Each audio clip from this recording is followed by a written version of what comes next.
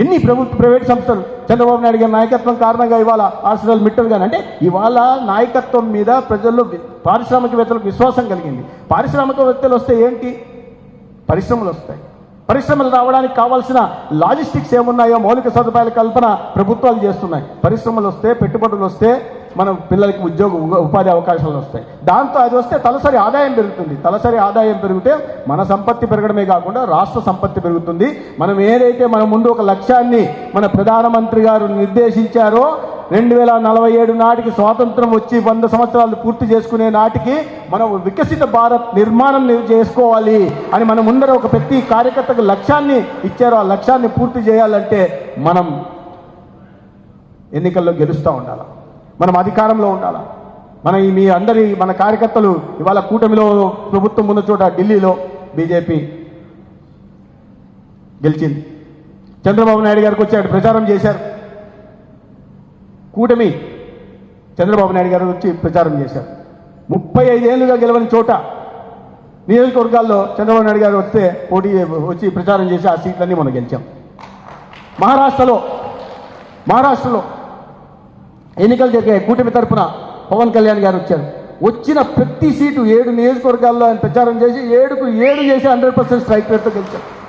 చంద్రబాబు నాయుడు గారు కూడా రావాల్సింది, కానీ ఆనాడు దురదృష్టవశాత్తు అదే రోజు వారి సోదరులు మృతి కారణంగా ఇంట్లో దురదృష్టకర సంఘటన కారణంగా వారు రాలే.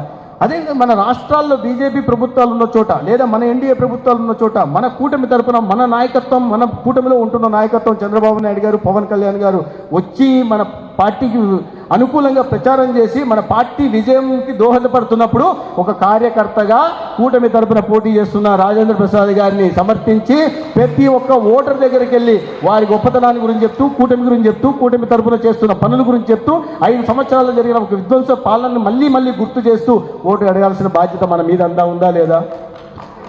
ఇప్పుడే చెప్పారు అశోక్ బాబు గారు. గతంలో మనం ఇక్కడ మాధవ్ గారిని పోటీ చేయించినప్పుడు కూటమి తరపున తెలుగుదేశం పార్టీ ఆనాడు, ఇంకా జనసేన పార్టీ రూపం దాల్చలే ఆనాడు రాజకీయ పార్టీగా. తెలుగుదేశం పార్టీ భుజస్కంధాల మీద వేసుకుని మన మధ్య కార్యకర్త అత్యధిక మెజారిటీతో ఆ రోజు మాధవ్ని గెలిపించడం జరిగింది. రామచంద్రరావు గారు హైదరాబాద్లో పోటీ చేస్తే అన్ని రకాల ప్రలోభాలకు పాల్పడ్డారు. అధికారం బీఆర్ఎస్ పార్టీ డబ్బులు ఖర్చు పెట్టింది, దౌర్జన్యాలకు పాల్పడింది, అన్నీ జరిగింది. అయినప్పటికీ కూడా అక్కడ మన టీడీపీ మన వెంట నిలవడం వల్ల మనం ఆ ఎన్నికల్లో రామచంద్రరావు గారు మన ఎమ్మెల్సీగా మనం గెలిపించుకోగలిగాం. ఇవాళ ఆ బాధ్యత మన మీద ఉంది. మనం అందరం కలిసి పోటీ చేశాం, అందరం కలిసి గెలిచాం, అందరం కలిసి ప్రభుత్వాన్ని ఏర్పాటు చేశాం, అందరం కలిసి ప్రజలకు మంచి చేసే పని చేస్తున్నాం. మళ్ళీ అందరం కలిసి ఎన్నికల్లో మన అభ్యర్థిని గెలిపించుకోవాల్సిన బాధ్యత మన అందరి మీద ఉంది. ఇది మన ప్రభుత్వం కేవలం ఏదో ఎన్నికల్లో గెలవడం కోసమే, గెలవడం అనేది గెలుస్తాం, అది మనం లేదు.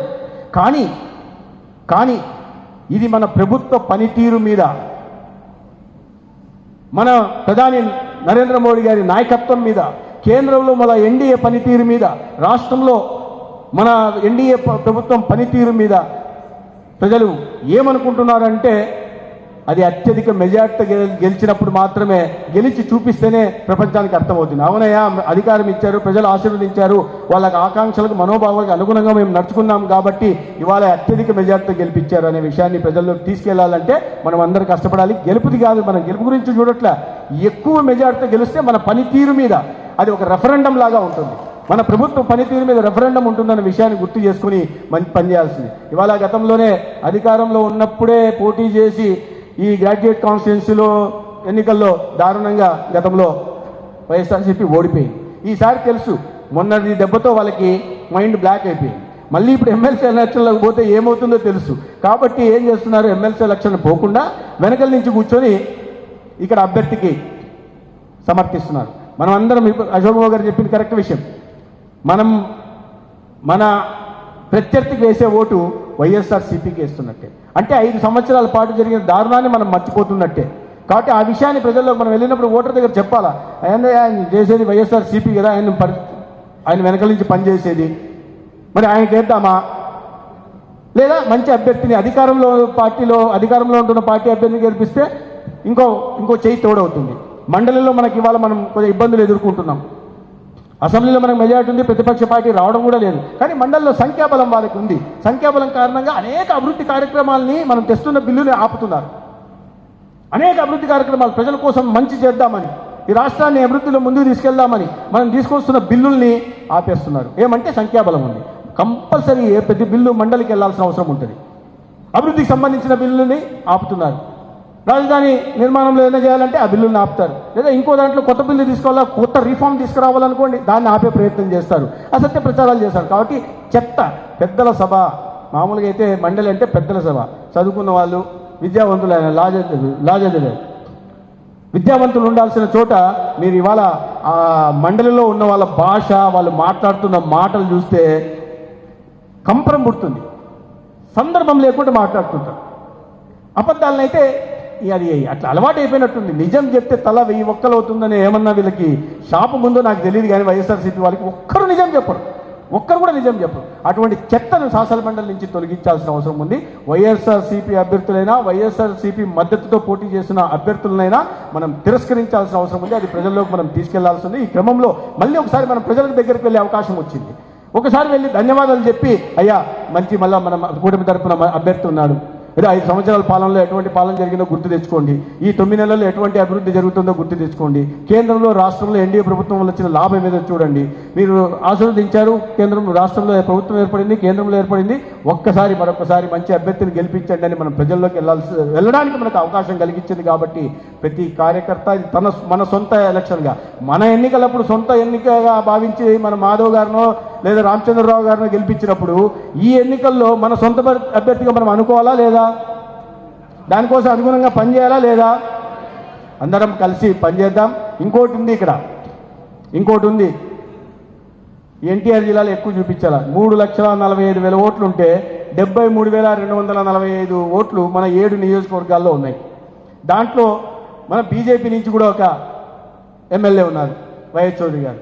అన్నీ కాకుండా ఇది నా పనితీరు మీద కూడా ఒక కొలమానికంగా అవుతుంది. ఈ జిల్లాకి నేను ఇన్ఛార్జిని, ప్రభుత్వం తరఫున ఇన్ఛార్జిని కాబట్టి ఆ పేరు నిలబెట్టాలి. మీరు మొత్తం నియోజకవర్గం, మొత్తం 33 నియోజకవర్గాల్లో మన కార్యకర్తలు పనిచేసి ఓట్లు ఇచ్చి పెద్ద మెజార్టీతో గెలిపించడం ఒక ఎత్తు అయితే, ఈ కృష్ణా జిల్లాలో, ఎన్టీఆర్ జిల్లాలో ప్రత్యేకంగా నేను ఇన్ఛార్జిగా ఉన్నా కాబట్టి రేపు నన్ను అడుగుతారు, నేను చెప్పాలి. పార్టీ తరఫున అమిత్ షా గారు నన్ను అడిగారు అనుకో, ఏమయ్యా ఇన్ఛార్జిగా ఉన్నావు, మరి మన కూటమి తరఫున క్యాండిడేట్ రాజేంద్ర ప్రసాద్ గారు పోటీ చేశారు కదా, ఎన్ని ఓట్లు వచ్చాయి, ఎంత మెజారిటీ వచ్చింది అన్నారు అనుకోండి, సార్ మిగతా జిల్లాకైనా తక్కువ వచ్చిందని నేను గీరుకుంటే బాగుంటుందా?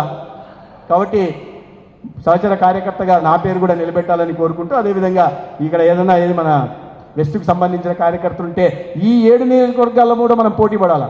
వెస్ట్ నియోజకవర్గంలో మన అభ్యర్థికి ఓట్ల శాతం, ఎందుకంటే ఎక్కువ ఓట్లు ఈ ఈస్ట్లో ఉన్నాయి, సెంట్రల్లో ఉన్నాయి, తర్వాత వెస్ట్లో ఉన్నాయి. కాబట్టి ఓట్ల శాతంగా కూడా మనం ఎక్కువ ఓట్లు మన నియోజకవర్గాల్లో తెచ్చుకోవాల్సింది. అక్కడ మళ్ళీ స్వార్థమే. మన బీజేపీ ఎమ్మెల్యే ఉన్న చోట ఎక్కువ పోటీ పడి తేవాలి. మనం టీడీపీ ఎమ్మెల్యేలు, ఇతర కూటమి ఎమ్మెల్యేలు ఉన్న వాటికన్నా బీజేపీ ఎమ్మెల్యే ఉన్న చోట ఎక్కువ శాతం ఓట్లు వేయించినప్పుడే మనం భారతీయ జనతా పార్టీ ఒక చిత్తశుద్ధి కలిగిన భారతీయ జనతా పార్టీ కార్యకర్తలుగా ప్రభుత్వం గుర్తిస్తుంది. ఇవాళ ఈ సమావేశం సందర్భంగా మీ అందరినీ కలిసే అవకాశం కలిగించినందుకు అడ్డూరి శ్రీరామ్ గారికి నేను ధన్యవాదాలు తెలియజేసుకుంటూ, మరి దీనికి ఒక ప్రణాళిక చేసుకున్నారు. ఏ రకంగా వెళ్ళాలి, ఏ రకంగా ఓటర్లను సంప్రదించాలి, ఎంతమందికి ఒక ఇన్ఛార్జ్ కోఆర్డినేటర్ ఉండాలా, తర్వాత వాళ్ళ వివరాలన్నీ తీసుకోవడం, వాళ్ళతో నిరంతరం సంపర్కంలో ఉండడం, వాళ్ళని మాట్లాడుతూ ఉండడం, తర్వాత పోలింగ్ రోజు దాకా వాళ్ళని తీసుకెళ్లే దీనికి ఒక ప్రణాళిక కూటమి తరపున ఒక కమిటీ వేసుకోవడం జరిగింది. ఆ కమిటీని సంప్రదిస్తూ ఈ ఓటింగ్ ఎక్కువ శాతం చేసుకొని ఎక్కువ మెజార్టీతో గెలవడానికి మనం అందరము సహకరించాలని కోరుతూ సెలవు తీసుకుంటాం. ధన్యవాదాలు. భారత్ మాతాకి ధన్యవాదాలు.